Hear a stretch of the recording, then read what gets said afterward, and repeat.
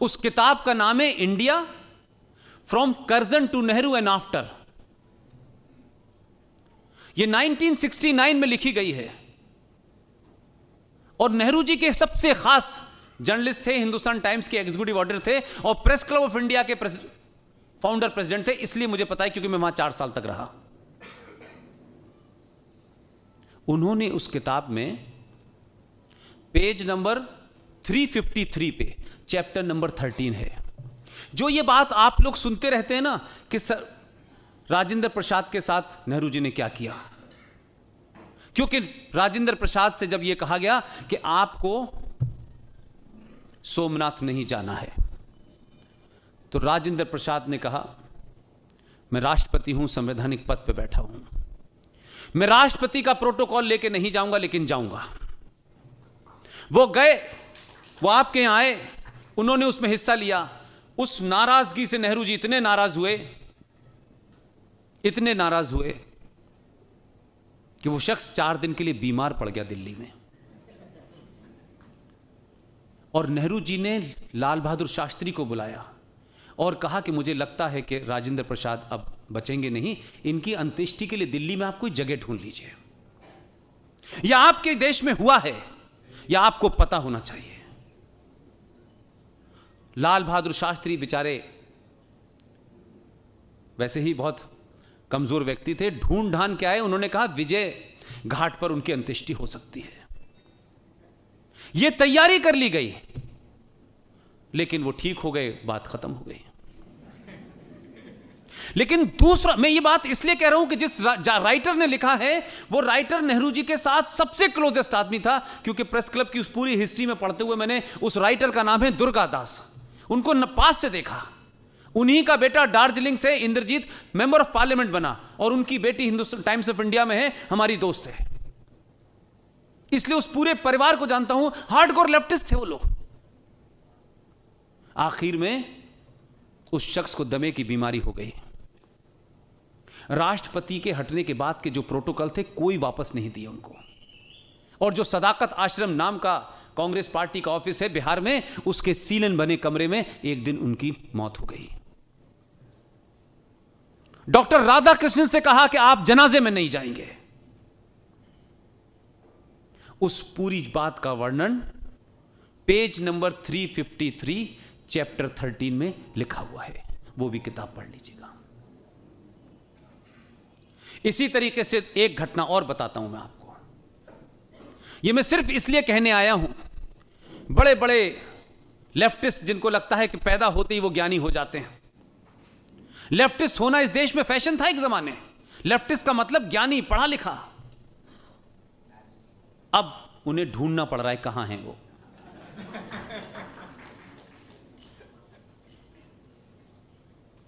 एक घटना है, डॉक्टर जयप्रकाश नारायण की डेथ हुई। जयप्रकाश नारायण किसी पार्टी के नहीं थे। उनकी जब मौत हुई, उस जमाने की बात है, कोई 75-76 के आसपास की मेरा ख्याल है बात होगी, ये 2-4 साल आगे पीछे की होगी। मुझे इतना जरूर याद है कि रेडियो पे 3 बार उनकी मौत की गलत खबर चली और वो लंबे समय तक डायलिसिस पे रहे। ये महत्व नहीं है मेरे लिए।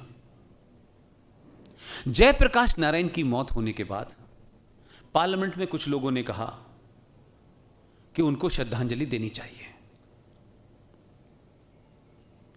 आपके पार्लियामेंट में कुछ लोग खड़े हो गए, वो तो सदस्य नहीं है, उनको कैसे दी जा सकती है। अब ये तर्क तो कर दिया गया, लेकिन मैं बार बार जो मेरी शिकायत है राष्ट्रवादियों से, खासतौर से, अपने लिखे के अलावा दूसरे का भी पढ़ा करो यार।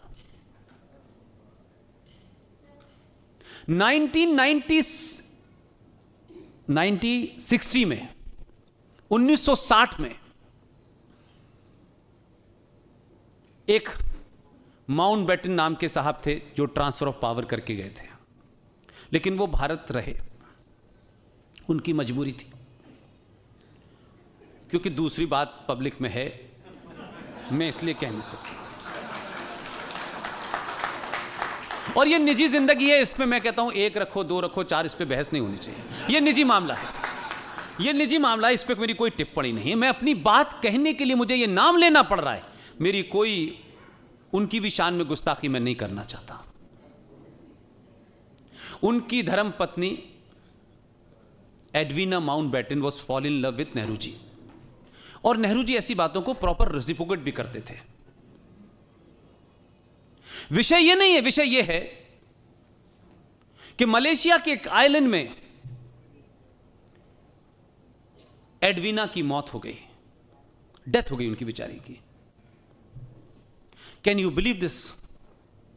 भारत के संसद में जवाहरलाल नेहरू ने एडवीना को श्रद्धांजलि दी। इस देश में ये हुआ है, और ये मैं नहीं कह रहा, ये किताब है कुंवर नटवर सिंह की। कुंवर नटवर सिंह जवाहरलाल नेहरू की कैबिनेट के सदस्य थे और इंदिरा गांधी की कैबिनेट के सदस्य थे। इस किताब का नाम है one life is not enough. इसके पेज नंबर 42 पे पूरी घटना है, और उसके बाद कहते हैं कि मैं अनप्रेसिडेंटेड घटना थी, ये ऐसा हो गया। तो आप पे इस पे भी कोई आरोप नहीं लगाएगा कि ये के आर मलकानी की किताब लेके आए। ये उनके बावर्ची खाने वाले लोगों ने लिखी है। और इसी किताब में एक दूसरी घटना है। 1961 में भारत के 26 जनवरी का फंक्शन होना था, 15 गणतंत्र दिवस का। उस गणतंत्र दिवस के ऊपर माउंटबेटन ने क्वीन एलिजाबेथ II को चीफ गेस्ट बनवा दिया। यह भी दुख की बात नहीं है। माउंटबेटन ने नेहरू जी के ऊपर इतना दबाव डाला और यह कहा कि जब आप सेना सलामी देगी तो भारत के राष्ट्रपति राजेंद्र प्रसाद के साथ क्वीन एलिजाबेथ II को भी सलामी दीजिए। उन्होंने मान ली ये बात, लेकिन ये जो शख्स जिन्होंने किताब लिखी है, मैं उनको बड़े पास से जानता हूं। इन तमाम लोगों ने उस बातचीत को सुन के कि ये प्रपोजल हो चुका है और ये होने वाला है, इन लोगों ने कुछ आर्मी के लोगों को बता दिया ये बात। और आर्मी के लोगों उस जमाने थोड़ा उनमें करेज था, इतना रेजिमेंट शो हुआ कि प्रपोजल वापस लेना पड़ा। यह जिक्र मैं इसलिए कर रहा हूं कि जो बड़ा खतरा है, उस खतरे का एक और हिस्सा आपको बताता हूं। यह खतरा क्यों है कि 370 हट गई और यह हट गया और वो हट गया और देश में यह हो रहा है, और सडनली इस देश के अंदर एक आदमी के मरने से इंटॉलरेंस हो जाती है। एक आदमी मर गया तो इंटॉलरेंस हो गई। वो यहां आए थे ओबामा साहब और बता के चले गए, लेकिन 3,500 सिखों का दिल्ली में कत्ल हुआ, इंटॉलरेंस नहीं हुई। एक आदमी के मरने से गाजियाबाद में कहा गया मॉब लिंचिंग हो रही है। 5.5 लाख कश्मीरी पंडित अपनी जमीन से बेघर कर दिए गए। मरने वालों का किसी के ऊपर मुकदमा नहीं हुआ, लेकिन हमने ना टेलीविजन पे देखा ना सुप्रीम कोर्ट में पूछा कि किसी ने कहा हो कि mob lynching we are not going to tolerate this was the headline of a newspaper. Supreme court ने कहा। यह सुप्रीम कोर्ट कहां सो रहा था, क्योंकि ये तो दही हांडी की लंबाई नाप रहा था। इसलिए सुप्रीम कोर्ट में बहुत सारी चीजें ऐसी हुई हैं